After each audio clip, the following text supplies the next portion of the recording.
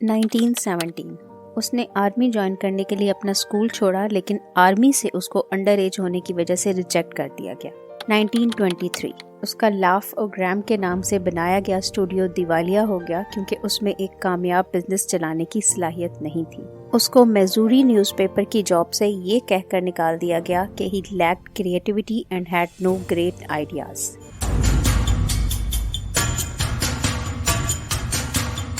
आज कई जनरेशन्स की बचपन की यादों और ख्वाबों को तश्कील देने वाले डिज्नी वर्ल्ड के पीछे इसी शख्स की क्रिएटिविटी और आइडियाज हैं, वॉल्टर एलियस डिज्नी।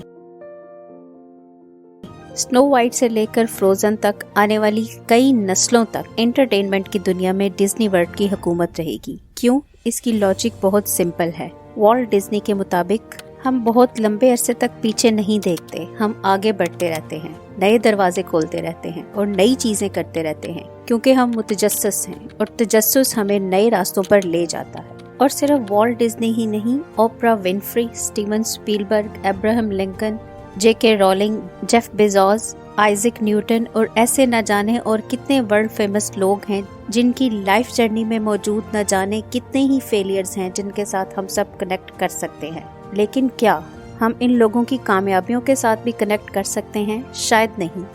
तो क्या है वो चीज़ जो इन सब नाकामियों के बाद भी इन लोगों को कामयाब कर देती है? वो है मेंटल टफनेस। अपनी बेस्ट सेलर किताब 13 things mentally strong people don't do में सोशल वर्कर और साइकोथेरेपिस्ट एमी मॉरन लिखती हैं कि मेंटल स्ट्रेंथ को डेवलप करने के लिए 3 तरफा अप्रोच की ज़रूरत है। और ये अप्रोच ये है कि आप अपने बिहेवियर्स, थॉट्स और इमोशंस को कंट्रोल करें। जैसे फिजिकल हेल्थ को स्ट्रॉन्ग करने के लिए अच्छी एक्सरसाइज और डाइट की ज़रूरत होती है, बिल्कुल वैसे ही कुछ ऐसी हैबिट्स हैं जो आपको मेंटली टफ बनाती हैं। अपने ख्यालात को करेक्ट डायरेक्शन देने से लेकर अपने इमोशंस को कंट्रोल करने तक की स्किल मेंटल टफनेस पैदा करने में मददगार साबित होती है।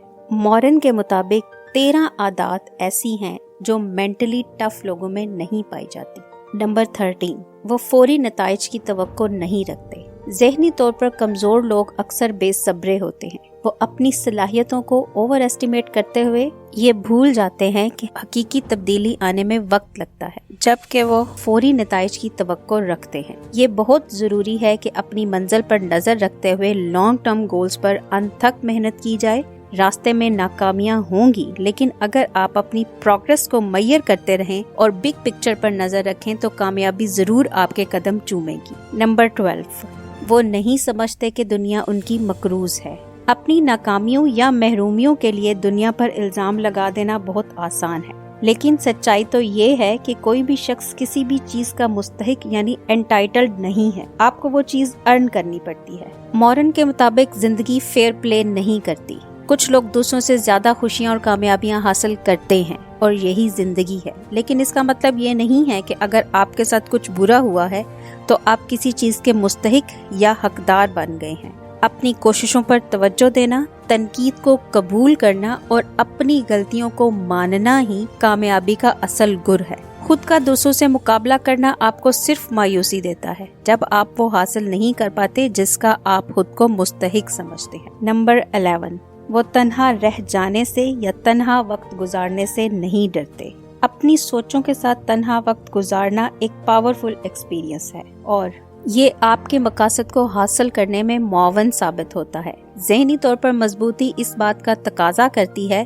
कि दिन भर की मसरूफियात से वक्त निकाल कर अपनी ग्रोथ पर तवज्जो दी जाए। तन्हाई के चंद फायदे हैं, जैसा कि ये ऑफिस में प्रोडक्टिविटी बढ़ाती है। तन्हा वक्त आपको हसास और हमदर्द बनाता है। तन्हा वक्त गुजारने से तख्लीकी सलाहियतें बेहतर होती हैं। तन्हाई मेंटल हेल्थ के लिए भी खुशगवार साबित होती है। तन्हाई आपको परेशानी से बहाली का मौका फराहम करती है। नंबर 10, वो कभी भी नाकामी के बाद हार नहीं मानते। कामयाबी फौरी नहीं मिलती और नाकामी तकरीबन हमेशा एक ऐसी रुकावट के तौर पर सामने आती है जिस पर काबू पाना कामयाबी हासिल करने के लिए बहुत जरूरी होता है।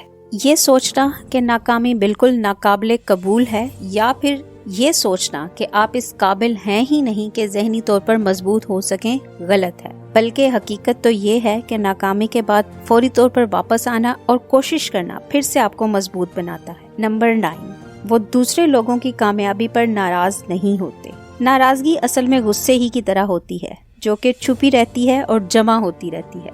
दूसरे लोगों की कामयाबी पर फोकस करना आपकी कामयाबी की राह हमवार नहीं कर सकता, क्योंकि ये आपको अपने ही रास्ते से भटका देगा। यहाँ तक कि अगर आप कामयाब हो भी जाते हैं तो भी आप कभी मुतमईन नहीं हो सकते अगर आप दूसरों पर फोकस करते रहेंगे। हो सकता है कि इस वजह से आप अपनी वैल्यूज और रिलेशनशिप्स को भी खो दें और अपनी जहानत को नजरअंदाज कर दें। नंबर 8, वो एक ही गलती को बार बार नहीं दोहराते। सोच विचार इस बात को यकीनी बनाती है कि आप अपनी गलतियां ना दोहराएं। ये बहुत जरूरी है कि आप ये समझें कि गलती कहाँ हुई और वो कौन सी चीज है जिसको आप बेहतर कर सकते थे और इस काम को अगली दफा मुख्तलिफ तरीके से कैसे करना है। ज़हनी तौर पर मजबूत लोग गलती की जिम्मेदारी कबूल करते हैं और एक पुरसोच मंसूबा तख्लीक करते हैं, इसको लिखते हैं ताकि इनसे दोबारा से वही गलती ना हो। नंबर 7, वो माजी में जिंदगी नहीं गुजारते। माजी माजी होता है, इसको तब्दील करने का कोई तरीका नहीं होता और माजी में जिंदगी गुजारना ना सिर्फ आपको तबाह कर सकता है बल्कि आपको हाल से लुत्फ उठाने से और मुस्तकबिल की मंसूबा बंदी करने से भी रोक सकता है। अगरचे माजी के बारे में सोचने का एक फायदा भी हो सकता है, जैसे कि सोच विचार और गौर करना उन असबाब पर जो माजी में हासिल हुए हैं, फैक्ट्स पर तवज्जो देना ना कि जज्बात पर, और सूरत हाल को एक नए पहलू से देखना ही मददगार साबित हो सकता है। नंबर 6, वो कैलकुलेटेड रिस्क लेने से नहीं घबराते। रिस्क लेना अक्सर लोगों को खौफजदा करता है। वो risk financial, physical, emotional, social या बिजनेस रिलेटेड कोई भी हो सकता है, लेकिन इसके साथ साथ यानी रिस्क लेने के साथ साथ नॉलेज का होना बहुत जरूरी है। किसी भी रिस्क को कैलकुलेट करने का इल्म ना होना ही हमेशा खौफ को बढ़ाता है। किसी भी रिस्क को कैलकुलेट या एनालाइज करने के लिए खुद से कुछ सवालात जरूर करने चाहिए, जैसा कि इस रिस्क की ज्यादा से ज्यादा कॉस्ट या कीमत क्या होगी, इसके ज्यादा से ज्यादा फायदे क्या होंगे, ये मेरा मकसद हासिल करने में कैसे मेरी मदद करेगा, इसके मुतबादिल क्या क्या हो सकते हैं, अगर बहुत ही ज्यादा कामयाबी हो गई तो कितना फायदा होगा, और अगर नाकामी हुई तो कौन सी बदतरीन सूरत हाल पैदा हो सकती है और इसके खतरे को कैसे कम किया जा सकता है और इस पर कैसे काबू पाया जा सकता है। बदतरीन नाकामी की सूरत में कितना नुकसान होगा, अगले 5 सालों में ये फैसला कितनी अहमियत रखेगा। नंबर 5, वो हर एक को खुश करने के लिए परेशान नहीं होते। हम अक्सर अपने आप को इस बात से जज करते हैं कि लोग हमारे बारे में क्या सोचते हैं, जबकि ये ज़हनी मजबूती के खिलाफ है। मॉरन पीपल प्लीजर होने के 4 फैक्ट्स गिनवाती है। ये वक्त का ज़िया है, ऐसे लोग आसानी से दूसरों के झांसे में आ जाते हैं। अगर कोई आपसे नाराज है या मायूस है तो कोई बात नहीं, आप सबको खुश नहीं रख सकते। नंबर 4, वो उन चीजों पर अपनी एनर्जी जाया नहीं करते जिन पर वो काबू नहीं पा सकते।